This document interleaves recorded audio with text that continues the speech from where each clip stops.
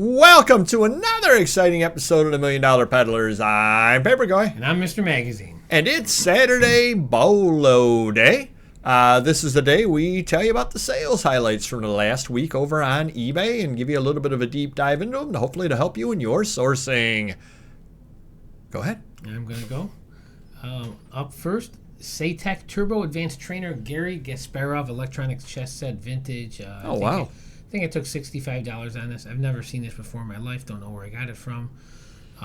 You probably would you put Gary Kasparov first, though, in the title? For some reason, they don't like doing that, my employees. I probably would, yeah. You know, or electronic chess trainer or something like that. Yeah, I would put definitely Gary Kasparov and chess somewhere near the front. Right, yeah. I definitely would. But hey, it's still kind of crazy that sold for that, too, because with everything being online now with the chess and all that stuff, you would think that you could learn how to play chess online quicker.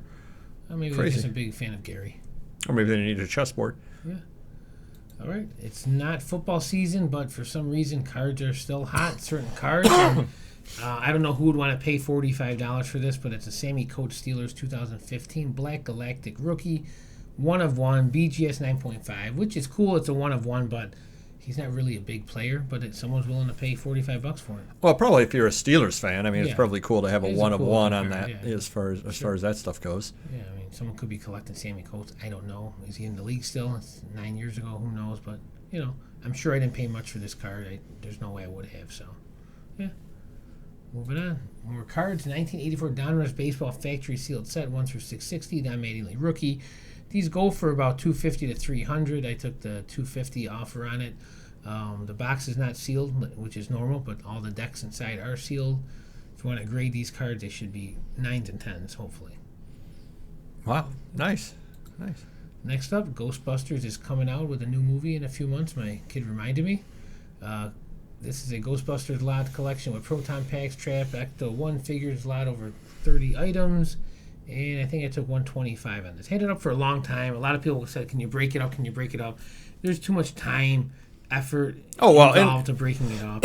Well, and the other question is, what did they want you to break it up for? Yeah, exactly. Oh, I want that figure right there on the bottom in the yellow, and I'll give you $6. Yeah, exactly. It's not like they're saying, hey, I'll take that one figure and give you $50. Well, then it might be worth it, but it's never the case. But again, I held out. We probably listed this a year and a half ago, and I finally sold it, and seems pretty cheap, really. $4 a piece, $4 to $5 a piece. Yeah, I'm sure if you broke it down into individual listings, it could be double that. But who cares, Right.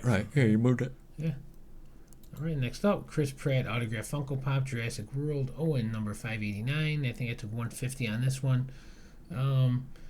I'm sure we got our own certificate. We have a certificate with it. I'm not sure which one, but happy to get that. I think I paid half that for it, and we'll move it on out. Now, what did he sign? He signed the plastic? Yeah, that's generally what they do. Yeah. Oh, okay. Yeah. Nice. All right. It's hockey season, and Conor McDavid's hot. 2019 SPX autograph number 9 card. I think I took $250 on this. I don't get full price for my cards because I'm not a card specialist, but so I'm happy with the $250. However, I do pay less of a percentage now, factoring that in. The old days, I'd pay half and sell it for 10-20% less, and I'm not making a ton of money. Now I'm going to pay a third to 40%, and I'll probably double my money that way. Nice. Yeah, and I think that is it for me. Alrighty, first item I have over here, just because I don't know why I listed this. Gulf Oil New York and New Jersey tour guide map. 1972. I did get $11 out of it. It's just one of those things. You find these all the time out there. You tend to find a bunch of them together because people tended either to go on vacations and have a whole bunch of them from the same year, or actually collect them, or have a gas station near them that they picked them up every year from, or whatever the case happened to be. To get $11 out of this, I'm very, very happy with that price. I mean, if we could sell all our $10 items in our inventory, we'd be millionaire. That would be very, very true. That would be very, very true. Yeah, so to have this go, again, don't rush out and buy these, but if you are sitting around and you bought a collection of stuff and it's like the last thing left in the collection, you're like, well, what am I going to do with it? Feel free to list it. It may take a few years, but it will end up selling at some point, which is kind of the important thing. Oh, come on, baby, light my fire. Light Your Fire, 1971 Songbook Rock Hits Drum Charts, Lyrics, Music -1. Took a $20 offer on this. I could not find another copy of this anywhere. It did take 2 years to sell, 3 years to sell, whatever, as well. But it is an interesting little item there. Proud Mary, Satisfaction, and so on in it as well. Kind of caught my eye. It was oddball enough, and I was happy to take the $20 offer out of it. But again, sometimes some of the weird music stuff will end up selling.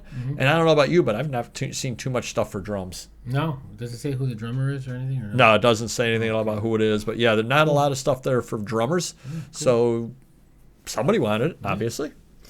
Up next, new monthly magazine in 1823. Way better than that old garbage that they had. 200 years old. Simon Bolivar, Napoleon, Switzerland. Not in mint condition, but for being 200 years old, what would you expect? That being said, when I picked these up, it actually surprised me for how little they go for. And it did take 6 years to sell. And it's only $45 despite being a 200-year-old book. Wow. So I think that goes to show you that, I mean, I guess it's a bound volume of magazines, but that goes to show you that not all old items are necessarily good. You know, you would see this out there and you'd think it'd be worth a lot more than that. Yeah. Spoiler alert, it's not. And again, if it were mint condition, it's not going to be worth much more. It might be $75, $60, something like that. Yeah. Exactly. Yep. Bowker's Fertilizers, 1912 memo book, William O. Hale, Oakfield, New York. One sold in the last 24 hours, in case you were wondering. Wow. I got $28 out of it.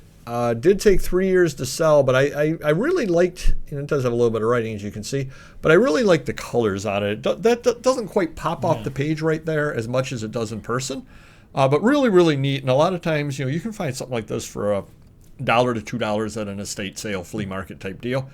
Pick these things up like this because somebody's going to end up wanting it just because it's neat looking. And the person may have been from Oakfield, New York, or somewhere around there as well who bought it. I didn't really pay any attention. Cool. Could be that. Up next, we've all got a passion for the hunt, the collector's soul. This actually took 13 years to sell, which is crazy. Wow. Especially given that it was a signed book. There's the contents, and what it was is it was like a independently made book of all these different collectors. And so somebody put together basically all their friends and what their friends collected and all that kind of thing, and then signed it off. Print run has to be very, very low on it. Yeah. That being said, number of people that want it has Is to this be. a Rochester one? One of the names sounds like a Rochester. I believe it would be, yeah. Yep. Cool. Yeah, very, very interesting item right over there. And finally, Obelists at Sea by C. Daly King, 1933 hardcover. Took a $100 offer on this. I figured after 12 years, I'd be happy taking $100 out of it. This is one of those books I had no idea was good when I bought it. I just priced it based off of what it was worth per 8 books or 8 Libris or one of those places. And again, to get $100 out of it told me that, well, it's at least worth something rather close to what I was asking on it. Happy to have that go. And sometimes the books that are really worthwhile, you just don't have any real idea whatsoever because, again, it doesn't look much different than any other book from that age when you get right down to it. So hopefully that helps you a little bit. Hit the like button if you could, and we will see you next video. Take care. Bye-bye.